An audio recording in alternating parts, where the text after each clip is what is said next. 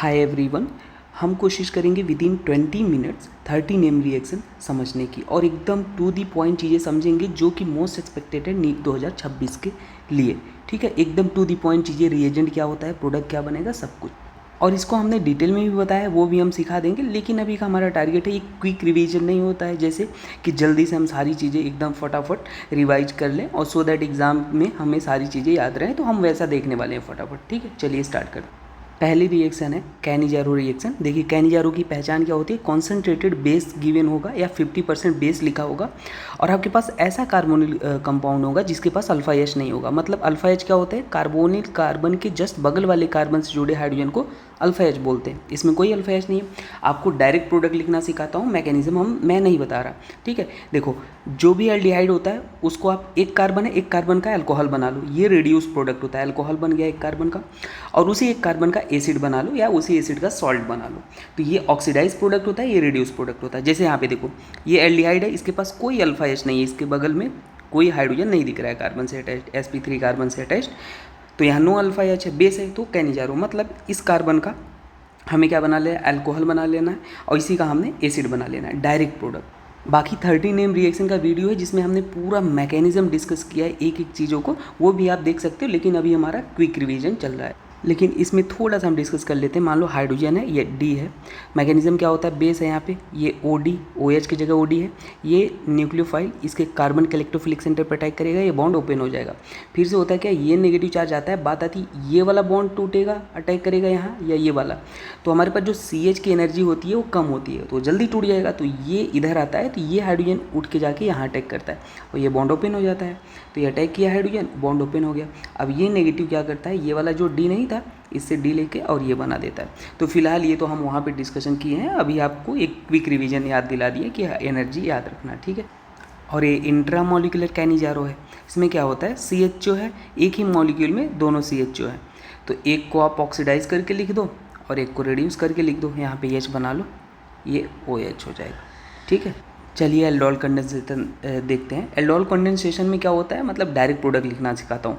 इसमें alpha H होता है, मज़े की बात है अल्फा एच होता है और डाइल्यूट बेस हीटिंग के प्रेजेंस में गिवन होता है। प्रोडक्ट क्या बनता है, alpha beta unsaturated carbonyl compound. Direct product कैसे बनाना है, जो भी अल्फा एच होता है उसको आप एक क्या काम करो, एक इसको कार्बोनिल को इधर मुँह करके लिखो, इसका राइट साइड, और इसी का जो अल्फा एच है इसी कंपाउंड का, उसको आप इसके ऑक्सीजन के सामने करो और इसको गायब करके आप हटा दो, डायरेक्टली बॉन्ड को जोड़ दो, ये जोड़ दिया तो ये बन गया, ये से बोलते हैं जीरो, ये अल्फा ये बीटा, तो alpha beta unsaturated carbonyl compound बनता है।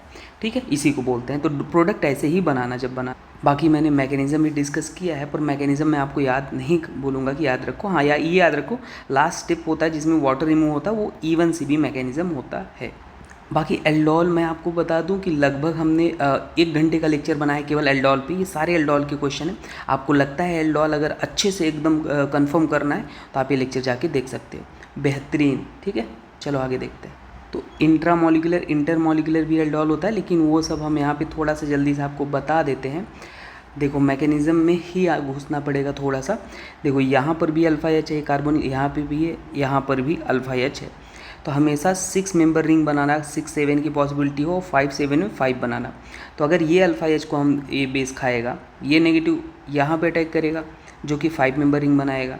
ठीक है, अगर ये वाला अटैक करता तो ये यहाँ अटैक करता, लेकिन यहाँ पे क्यों नहीं अटैक किया, यहाँ भी तो 5 मेंबर रिंग बन रहा था, क्योंकि यहाँ पे CH3 ग्रुप है जो इसके इलेक्ट्रोफिलिक सेंटर को कम कर रहा है इलेक्ट्रॉन डोनेट करके। यहाँ पे ये एल्डिहाइड ग्रुप है, एल्डिहाइड की ज़्यादा रिएक्टिविटी होती है कीटोन से, तो ये बेस इस H को खाया और एल्डिहाइड वाले कार्बन के इलेक्ट्रोफिलिक सेंटर पर अटैक किया और ये बॉन्ड ओपन हो गया, 5 मेंबर रिंग बना दिया, 1 2 3 4 5। एक पे हमारे पास ये ग्रुप लगा था, एक पे हमने ये ग्रुप लगा दिया, 5 पे हमारे पास ये था, ये नेगेटिव आया, नेगेटिव क्या कर लेगा, पानी से H2O H ले लेगा वाटर से, यहाँ पे क्या बन गया भाई, OH बन गया। लास्ट स्टेप में हीट करते हो तो डिहाइड्रेशन, यही वाला H निकल जाता है। ये वाला क्यों नहीं निकला, क्योंकि यहाँ पे alpha beta unsaturated carbonyl compound बनाना था। ठीक है, तो इसलिए हमने ये अपने पास बन गया। चलो नेक्स्ट देखते हैं। कार्बाइल अमाइन रिएक्शन क्या होता है, देखो 1 डिग्री अमाइन के लिए होता है ना, यहाँ पे ये जो NH2 होता है 1 डिग्री, ये क्लोरोफॉर्म बेस से रिएक्शन करता है, NC में कन्वर्ट हो जाता है। अब यहाँ पे एक इन्फॉर्मेशन और बता देता हूँ कि साइनाइड जो होता है H3O+ लेते हो, कंप्लीट हाइड्रोलिसिस होता है, साइनाइड को COH में कन्वर्ट करते हैं, पार्शियल हाइड्रोलिसिस करते हैं तो इसको अमाइड में कन्वर्ट करते हैं। Clemmensen reduction, zinc mercury concentrated HCl given होता है तो इसको हम गायब करके ये बना देते हैं। बेल्जमैन रिएक्शन, जो भी बोलना बोल लो। यहाँ पे HbF4 लेते हो और बेंजीन डाइजोनियम सॉल्ट होता है, आपको फ्लोरीन बेंजोफ्लोरीन बन जाता है ना। ये कपलिंग रिएक्शन क्या होता है, यहाँ पे फिनॉल है, यहाँ पे डाइजोनियम सॉल्ट है, तो यहाँ पे ये जो ग्रुप होता है ना, ये जाके यहाँ एजो कंपाउंड बना लेता है। इसका कलर याद रख लेना, ऑरेंज एजो डाइबेंजीन होता है, ठीक, ऑरेंज एजो बेंजीन बोलते हैं इसको। और अगर ये वाला एंडिलीन लेते हो तो आपके पास ये बनता है येलो कलर का, इनको याद रखना इंपॉर्टेंट है। अल्फ़ा नेफ्थॉल लेते हो तो ये वाला बन जाता है, ठीक है, तो इनका स्ट्रक्चर जरूर याद रख लें। बीटा नेफ्थॉल लेते हो तो ये बन जाता है, चाहे तो इसको स्किप कर सकते हो, कोई दिक्कत नहीं है। डी कार्बोक्सिलेशन रिएक्शन, कभी भी NaOH और हीट गिवन हो तो वहाँ पे कार्बोक्सिलिक एसिड को हटा के आप अल्केन बनाते हो, ठीक है। और रेट ऑफ डी कार्बोक्सिलेशन, जो कार्बोक्सिलिक एसिड है उसे हटाओ, कार्बोनायन बनाओ, कार्बोनायन बनाओ, और जो कार्बोनायन जितना ज़्यादा स्टेबल रेट उतना ज़्यादा हो जाएगा। तो ये कार्बोनायन रेजोनेंस 2 बार स्टेबलाइज है, यहाँ पे एक ही बार है, तो ये ज़्यादा स्टेबल, रेट यहाँ पे फास्ट, ठीक है। डाइएजोटाइजेशन रिएक्शन, कभी एनिलीन गिवन हो और ये गिवन हो या ऐसे लिखा हो, इसको गैप करके ये बनाना, और आगे रिएक्शन में देखना H2O गिवन हो ना गिवन हो, यहाँ पे OH लग जाएगा। स्टेरिफिकेशन क्या होता है, एसिड से OH निकालते हैं, यहाँ से अल्कोहल से H निकालते हैं और डायरेक्ट जोड़ देते हैं, इसी को बोलते हैं स्टेरिफिकेशन। एसिड से OH, अल्कोहल से H डायरेक्ट जोड़ दो, ठीक है। बाकी हम यहाँ पे स्टार्ट रिएक्शन, टॉल्यून लेते हो, CrO2 Cl2 लेते हो, H3O+, तो यहाँ पे क्या बनता है, बेंजल डिहाइड बनता है। फिंकलस्टीन रिएक्शन क्या होता है, क्लोरीन ब्रोमीन आप लेते हो फिंकलस्टीन में, केवल क्लोरीन ब्रोमीन, और यहाँ पे सॉरी ये SN2 रिएक्शन करता है, NaI जो होता है SN2, और इसको यहाँ पे हटाएगा, इसको मार के बाहर निकाल देगा, ये हो जाएगा। और यहाँ पे NaI क्या करता है, मान लो अगर SN2 ये वेज पे है तो ये इन्वर्जन कर देता है, ये डैश पे हो जाएगा, आयोडीन यहाँ पे जाके लग जाएगा। फिटिंग रिएक्शन क्या होता है, इसमें दोनों अराइल हैलाइड होते हैं, इसको तोड़ा, इसके साथ जोड़ दिया। और फ्रीडल क्राफ्ट अल्काइलेशन क्या होता है, अगर मान लो बेंजीन पे इलेक्ट्रॉन डोनेटिंग ग्रुप है तो आने वाला इलेक्ट्रोफाइल ऑर्थो पैरा पे जोड़ता है, इलेक्ट्रॉन विड्रॉइंग है तो मेटा पे जोड़ता है। तो ये क्लोरीन का लोन पेयर एल्युमिनियम पे अटैक करेगा, ये बाहर निकलेगा, ये कार्बोकैटायन बना, इसको हमने डिटेल में एक्सप्लेन किया है। कार्बोकैटायन बना, अगर रीअरेंजमेंट की पॉसिबिलिटी हो कराओ, नहीं हो तो मत कराओ। तो ये 2 डिग्री था, ऑलरेडी स्टेबल था, तो ये इसको हमने जोड़ दिया कहीं पर भी बेंजीन पे, क्योंकि कोई ग्रुप तो लगा नहीं था। एसाइलेशन में रीअरेंजमेंट नहीं होता है, इसको गायब करके ये एसाइल ग्रुप कहीं पे जोड़ लो। इलेक्ट्रॉन विड्रॉइंग तो मेटा पे, डोनेटिंग होता तो पैरा पे जोड़ते, ऑर्थो पैरा पे जोड़ते। गैब्रियल थैलामाइड क्या होता है, 1 डिग्री अमाइन बनाता है, ये बेस RX और NaOH होता है, ठीक है। गटरमैन रिएक्शन क्या होता है, बेंजीन डाइजोनियम गिवन होता है, कॉपर HCl, तो यहाँ पे Cl जाके जुड़ जाता है, HBr होता है तो Br जाके जुड़ जाता है। गटरमैन कोच रिएक्शन क्या होता है, COHCl एनहाइड्रस AlCl3 लेते हो और यहाँ पे बेंजल डिहाइड बनता है। ग्रिग्नार्ड रिएजेंट क्या होता है, ध्यान से देखना, सबसे पहले आपको अल्काइल हैलाइड, कोई भी अल्काइल हैलाइड हो, यहाँ पे आप Mg को जोड़ लो जो हैलाइड है।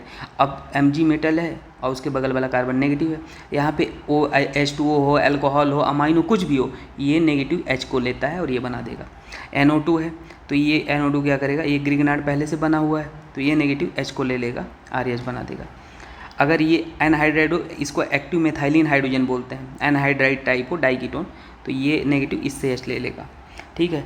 अगर अल्काइन हो तो ये इससे H ले लेगा, ठीक है। ये भी, ये नेगेटिव है, ये पॉजिटिव होती है, इससे H ले लेगा वाटर से, तो ये H ले लेता है, ये चीज़ आपको याद रखना है, ठीक है। नेक्स्ट ये क्या है, हाँ यहाँ पे देख लो, जैसे अब यहाँ पे कोई H नहीं है, SD की अच्छी नहीं है, तो ये नेगेटिव इसके इलेक्ट्रोफिलिक सेंटर पे न्यूक्लियोफाइल का काम करेगा, अटैक किया, ये बॉन्ड ओपन होगा। अब यहाँ पे नेक्स्ट स्टेप में ये अपने आप होता है वर्कअप, ये नेगेटिव D ले लेगा तो ये बन जाएगा, ठीक है। ऐसे बाकी केस में हेलोफॉर्म, कभी मिथाइल कीटोन हो, ये मिथाइल ग्रुप जरूर हो, और 2 डिग्री अल्कोहल के साथ एक मिथाइल गिवन हो तो हमेशा हेलोफॉर्म रिएक्शन देता है, येलो PPT आता है। और यहाँ पे जैसे ये है तो ये बनाता है CH, येलो कलर का होता है CHX3, है ना, ये मिथाइल है कीटोन या 2 डिग्री अल्कोहल, बस ये देखना CH3 ग्रुप होना चाहिए। एक्सेप्शन वाले जो हैं ये सब देते हैं हेलोफॉर्म, वो तो सबको पता होता है, लेकिन ये वाले थोड़ा कहीं कहीं ही पता है सबको। वुर्ज रिएक्शन क्या होता है, 1 डिग्री, इसको तोड़ा, बस अल्काइल हैलाइड को जोड़ दिया, कॉम्बिनेशन, इसको तोड़ा, इसके सामने सेम मॉलिक्यूल को जोड़ दिया हाइड्रोजन के निकाल के। लेकिन 3 डिग्री में क्या होता है, ऐसा नहीं होता, इसको तोड़ा, रेडिकल बना, रेडिकल के बगल हाइड्रोजन को तोड़ा और फिर रेडिकल से रेडिकल जोड़ा, डिसप्रोपोर्शनेशन मेजर होता है, इसको हमने भी डिटेल में डिस्कस किया है। फिटिंग रिएक्शन क्या होता है, एक आपके पास यहाँ पे दोनों फिटिंग तो कर लिया ना हमने भाई, ये तो हो गया, दोनों अराइल हैलाइड को हमने ब्रेक करके जोड़ लेते हैं। वुड फिटिंग क्या होता है, एक आपको एलिफेटिक हैलाइड है और एक अराइल हैलाइड है, बस एलिफेटिक और अराइल इसको थोड़ा और जोड़ दिया है ना, ये आर को यहाँ पे जोड़ दिया। हॉफमैन रिएक्शन क्या होता है, अमाइड Br2 KOH NaOH होता है। अच्छा, इसमें 4 मोल NaOH यूज होता है, ये याद रख लेना। अमाइड को अमाइड में डायरेक्ट चेंज करना है, ये साइड प्रोडक्ट है। रीमर टीमन रिएक्शन क्या होता है मैं आपको बता दूं, CHCl3 KOH फिनॉल की रिएक्शन क्लोरोफॉर्म से आप करा दो और यहाँ पे क्या बन जाएगा, सैलिसिलडिहाइड इसको बोलते हैं, या 2 हाइड्रोक्सी बेंजल्डिहाइड बोलते हैं, जेई में पूछा गया है। तो ये प्रोडक्ट बन जाएगा और ये भी बनता है, लेकिन मेजर प्रोडक्ट यही बोला जाता है। ठीक है, यहाँ पे CCl4 CO2 टाइप ले लोगे एसिड तो वो सैलिसिलिक एसिड बना देता है। ठीक है, जैसे ये ले लो, ये सैलिसिलिक एसिड बन गया CO2 NaOH+। ठीक है, अच्छा ये कोल्बे रिएक्शन इसको बोलते हैं, सॉरी, हम सैलिसिलिक एसिड, ठीक है, ये कोल्बे रिएक्शन है, ये आप याद रख लेना, वो अलग था। रोजेनमंड रिडक्शन रिएक्शन क्या होता है, यहाँ पे एसिड क्लोराइड गिवन होता है और H2PdBSO4 है, तो इसको क्या कन्वर्ट कर देगा, बेंजल्डिहाइड में कन्वर्ट कर देता है। सैंडमेयर रिएक्शन, अगर ये बेंजीन गिवन है, CO2Cl2 गिवन है, तो ये क्लोरीन लग जाएगा, Br गिवन है Br, Cn गिवन है Cn लगाने का। स्वार्ट्स रिएक्शन, ये बेसिकली अल्काइल फ्लोराइड को प्रिपेयर करते हैं, इसमें से कुछ भी गिवन हो सकता है। RCN, अगर SnCl2 गिवन है, स्टेफन रिएक्शन बोलते हैं, तो ये CHO में कन्वर्ट करेगा। डाइबल H गिवन है तो भी ये CHO में कन्वर्ट करता है ना, रिएजेंट भी याद रखना। विलियमसन ईथर, बड़ी ही मज़ेदार रिएक्शन है।